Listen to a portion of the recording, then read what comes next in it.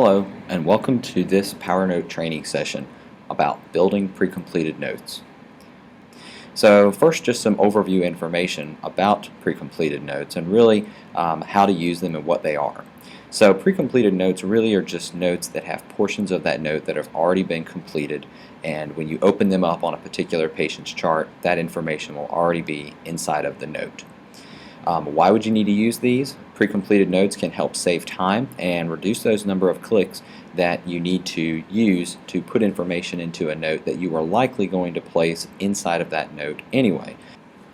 Can you modify information after you've built it as a pre-completed? Yes. You can still bring in the pre-completed note, and even if there are things in that pre-completed that aren't going to be applicable for that particular patient that time, you can still remove that information. And you can modify pre-completed notes after they've been created. So you can reopen them, make any modifications, and then resave the note. And then finally, folks will often ask if they can use a note they've worked on a particular patient and save it as a pre-completed, and the answer is yes. Just keep in mind that information that may be subjective and patient-specific for that particular note, you may want to delete out of your note before you save it as a pre-completed. Otherwise, you'll have to clear out that information every time you open that pre-completed note. So now we're going to take a moment, get into PowerChart, and actually look at how this process is done. Okay, so now that I'm in the application and I've got my note already open, I'm going to go ahead and set up a few items that I want to be pre-completed so that when I open this note in the future as a pre-completed note, those elements will already be selected and pull in that patient-specific data. So I'm going to choose allergies. I'm going to choose the problem list via the smart templates. I'm going to look inside of my physical exam and include that vital sign smart template, and then I'm also going to do the same thing for my labs under review management and include that inpatient lab smart template as well. So what I've done is I've selected these 4 different items, and although it's showing me relevant information that's current right now in this patient's chart, if I save this as a pre-completed and I open this note up on another patient, the patient that I open this note up on, their patient-specific information will display inside of this note as a pre-completed. So I've just gone through and done a couple modifications to this note, and now I'm going to go and save it as a pre-completed. So this is really the sequence of key steps to perform that set of actions. So we need to go to Documentation along the top row of menu items, choose Save as Pre-completed Note. You'll notice that the default note title is the encounter pathway that we started with, and I'm just going to call this Testing.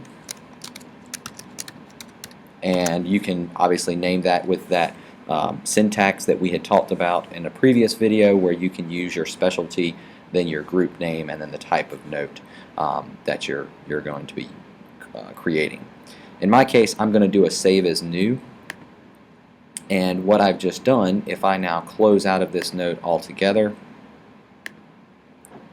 and if I were to say start adding a new note via the plus add, I'll find that pre-completed note here under the pre-completed tab, and we talked about what these tabs mean in a previous video, but you'll notice that I've selected the My Notes Only checkbox. That way I'm only seeing the notes that I am the author.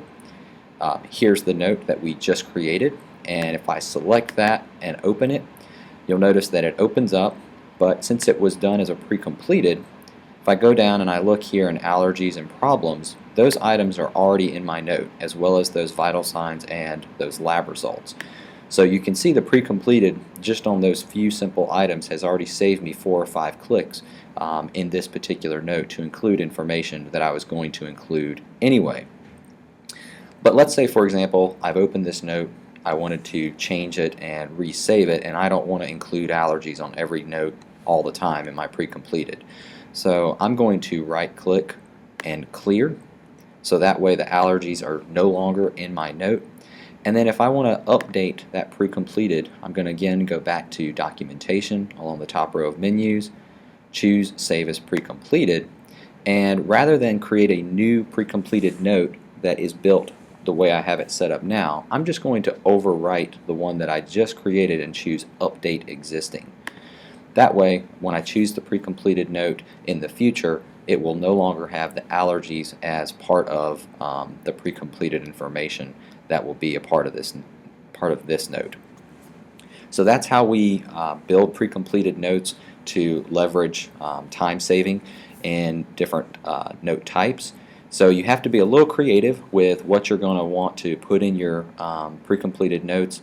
Generally, a good rule of thumb is if you find that there are things that you do that are repetitious and you often put in a note, those are always good things to consider putting inside of your note, because you can always make modifications to that information on each individual note as you're creating them, but it does save you that time on the front end.